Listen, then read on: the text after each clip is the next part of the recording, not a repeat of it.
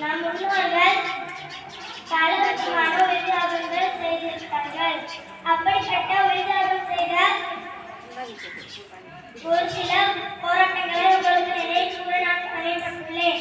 மகாத்மா காந்தி அவருடைய அகிம்சை மற்றும் சத்தியாகிரக போராட்டம். சக்தி வாய்ந்த மக்கள் சக்தியாக உருவானது.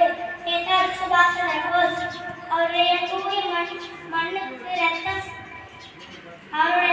மண்ணுக்கு ரத்தம் குடுங்கள் என்று வேறொரு அதிரடி போராட்டத்திற்குள் மூழ்கியது.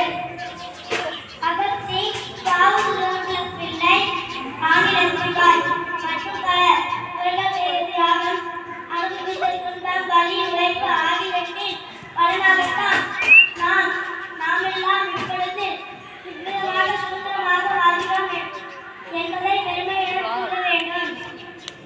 இவர்கள் இல்லை என்றால் நாமெல்லாம் சுதந்திரமாக வாழ்வோமா என்று நினைத்து பார்க்க வேண்டும். சுதந்திர தினத்தை எப்படி கொண்டாடுகிறோம்?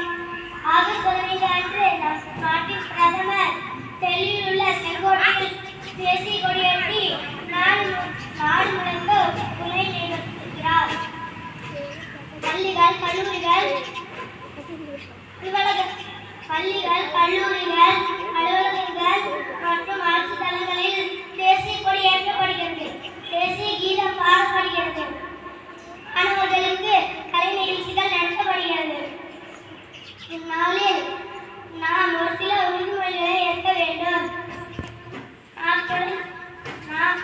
நாம் குழந்தைகள் என்றாலும் நம் நாட்டின் எதிர்காலம் நம்மில் இருக்கிறது அல்லவா? இதற்காக நாம் மொழிகளை ஏற்க வேண்டும் இல்லையா? அனைவரும் தலையை நீட்டிக் கொள்ளுங்கள்.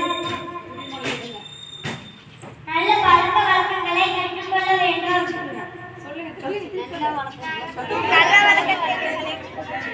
கல்வியில் சிறந்து விளங்க வேண்டும். பொறுப்புள்ள குடிமகனாக வளர வேண்டும். நம்மை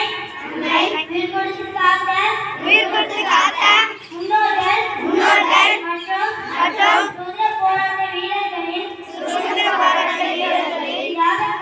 தியாகங்களை நாம் நினைவில் வைத்து போற்றுவோம் என்று பின்னாளில் உறுதி கொள்ளலாம்.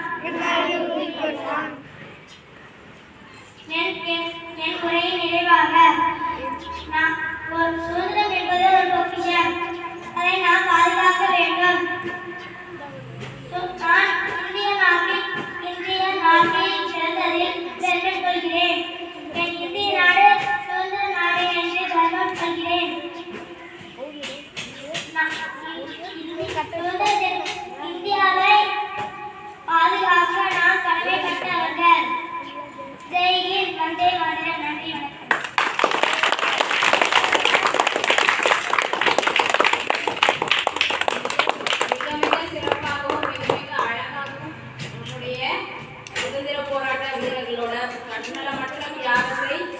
மிக அழகாக எடுத்துரைத்த மகிழ்ச்சி பெறும் பாராட்டுகளும் அன்பு